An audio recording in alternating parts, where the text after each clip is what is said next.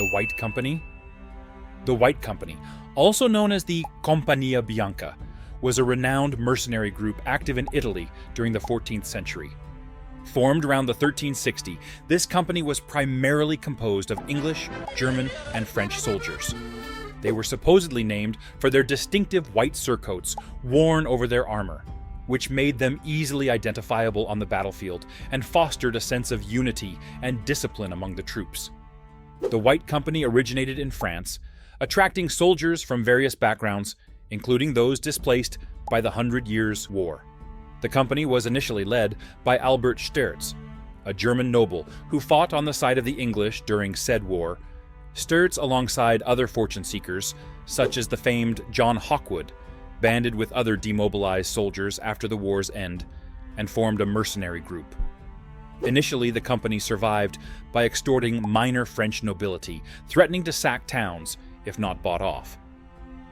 The company even managed to secure a hefty sum of 100,000 florins from Pope Innocent VI in exchange of not ravaging Avignon, where he resided, before moving to Italy at his request. The White Company was known for its disciplined and strategic approach to warfare. One of their distinctive formations was the use of dismounted men-at-arms to form strong defensive lines, a tactic that proved effective against both cavalry and infantry. The company was composed of lances, a small group of 3 men with a commanding man-at-arms with a lance, alongside his squire, and typically a longbowman or, in more rare cases, a crossbowman. All 3 were mounted, and when the need for combat arose, the commander along the sharpshooter would dismount and engage, while the squire secured the horses and came back to assist the commander. At its peak, the White Company was estimated to have several thousand soldiers, though exact numbers varied over time. Their reputation for effectiveness and reliability made them highly sought after by various Italian city-states, including Florence, Pisa, and Milan. Their ability to win battles and secure territories significantly influenced the political landscape of Italy during the late 14th century. Under Hawkwood's command, the White Company participated in numerous campaigns, often switching allegiances based on contracts with different employers. They played crucial roles in conflicts such as the War of the Eight Saints between Florence and the Papal States, and their involvement often tipped the balance in favor of their employers. The White Company's impact extended beyond the battlefield. Their presence influenced the development of the condottieri system, where Italian city-states increasingly relied on mercenary companies for military needs. Hawkwood's career, in particular, exemplified the professionalization of warfare during this period. By the late 14th century, the White Company's influence began to wane as political and military dynamics in Italy shifted. Hawkwood eventually retired and was granted a pension and estates by the Republic of Florence, where he lived until his death in 1394. Catalan Company. The Catalan Company, also known as the Great Catalan Company, operated in the late 13th and early 14th centuries. Originating in Iberia, the company was initially formed by Roger de Flor, a former Templar knight, after the Peace of Caltabellotta in 1302. The company was composed mainly of now unemployed Almogavars, fierce Spanish infantry veterans renowned for their guerrilla fighting style. The Catalan Company gained fame for its involvement in the Byzantine Empire's conflicts against the Turks. Hired by the Byzantine Emperor Andronikos II Palaiologos, they were instrumental in repelling Turkish advances in Asia Minor. Their distinctive feature was their brutal and effective fighting style, characterized by surprise attacks, rapid movements, and relentless pursuit of the enemy. The company was organized into small, highly mobile units that could quickly adapt to changing battlefield conditions. One of the most famous figures in the Catalan Company was Roger de Flor himself, who led the company with great success until his assassination in 1305. Following his death, leadership passed to Berenguer d'Entenca, and later to other capable commanders like Bernat de Roquefort. Despite internal conflicts and changing leadership, the company maintained its effectiveness and continued to be a formidable military force. The Catalan Company's strength varied over time, but was typically around several thousand soldiers. Their popularity stemmed from their consistent success in battle and their reputation as fearsome warriors. Over the years, they contributed to winning several key battles for their employers, most notably the Battle of Apros, 1304, which solidified their reputation. After serving the Byzantine Empire, the Catalan Company turned against their former employers due to disputes over pay and recognition. They carved out their own territories, conquering Athens and Thebes in 1311, and establishing the Duchy of Athens, which they ruled for several decades in the name of the Crown of Aragon before being pushed out by the Navarrese Company around 1390. The Great Company. The Great Company was one of the most formidable and notorious mercenary bands of the 14th century. Originating in the Holy Roman Empire, the company was active primarily in Italy during a period marked by political fragmentation and incessant warfare among city-states. The company was led by Werner von Urslingen, a Swabian nobleman, and a self-proclaimed enemy of God known for his military skill and ruthless leadership, who became the face of the Great Company during its most active years. Composed of a diverse array of soldiers, originally mostly German, but later including Italians and French, they were characterized by their heavy cavalry, which consisted a large portion of the fighting force, alongside a mix of Swiss and Italian infantry. The company distinguished itself by being ruthless and brutal in plundering Italy, but also effective and dependable when employed. Under Werner, who maintained discipline and efficiency on and off the battlefield, the company gained great infamy.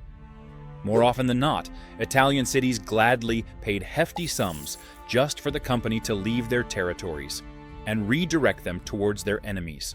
Despite their successes, the Great Company's methods of financing their operations through pillaging and extortion made them widely feared and despised.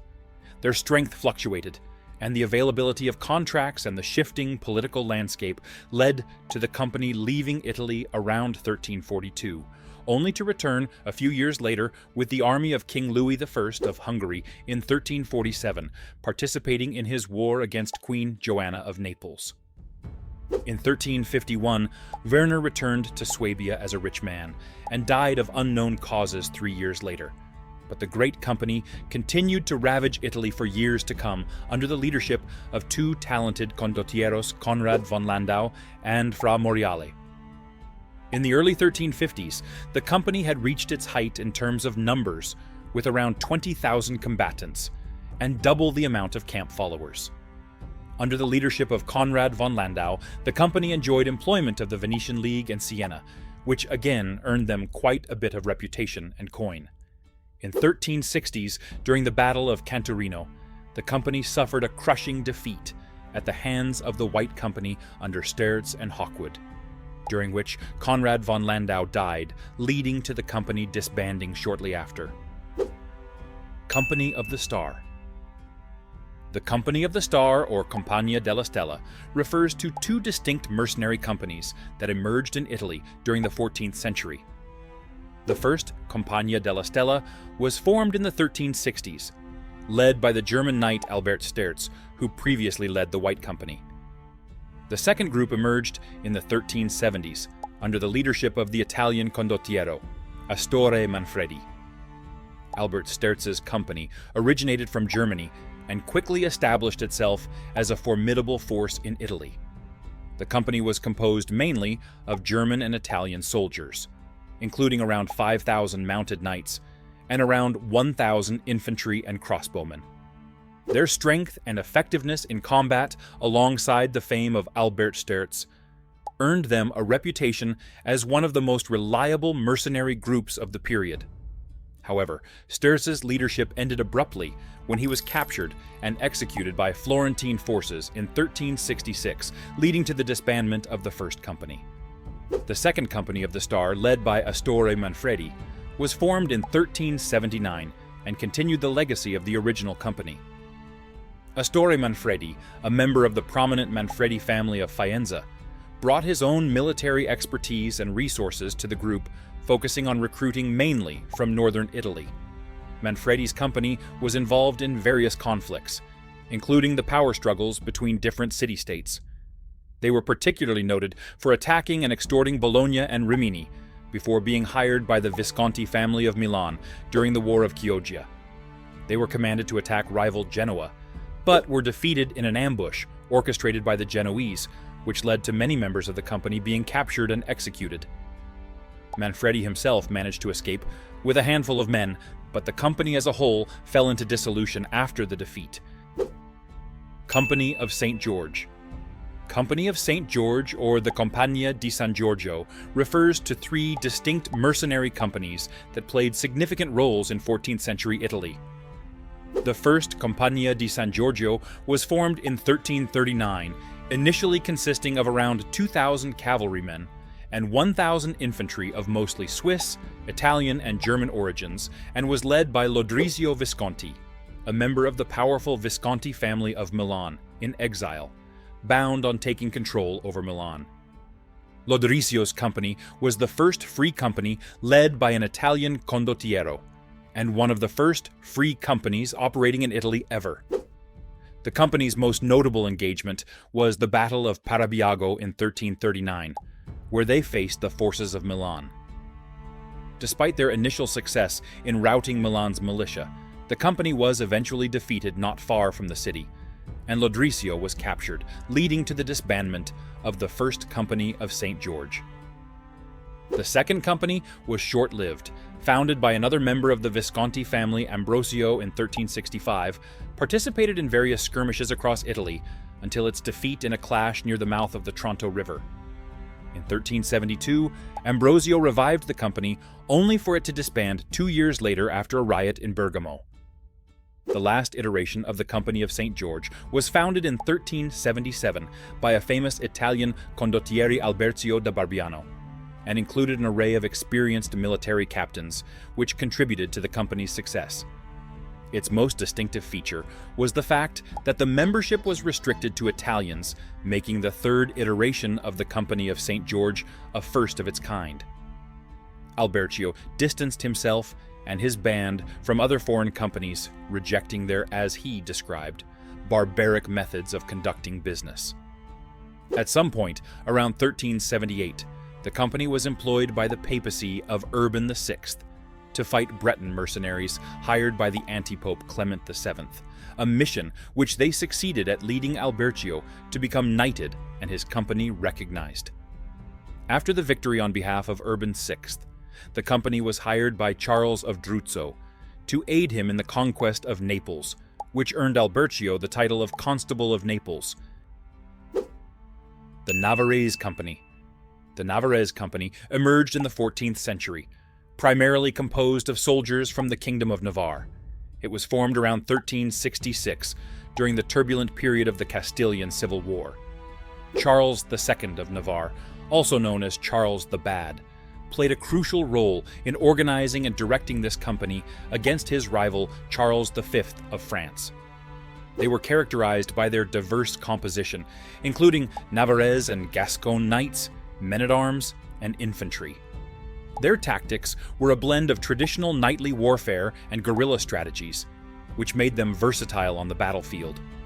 They were known for their ability to conduct rapid, decisive attacks, and their effectiveness in both open battle and sieges.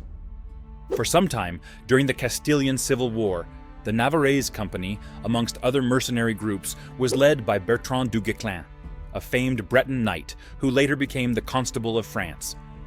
Under his command, the Navarrese Company gained even more recognition, notably due to their valiant efforts at the Battle of Najera in 1367, where they fought alongside Henry of Trastamara's forces against Peter the Cruel and the English troops led by the Black Prince. In the years following the conclusion of the Castilian Civil War, the company got involved in the politics of the Peloponnese and were hired by James of Beauce to aid him in stabilizing the Principality of Achaia, where they eventually clashed and defeated the Catalan Company.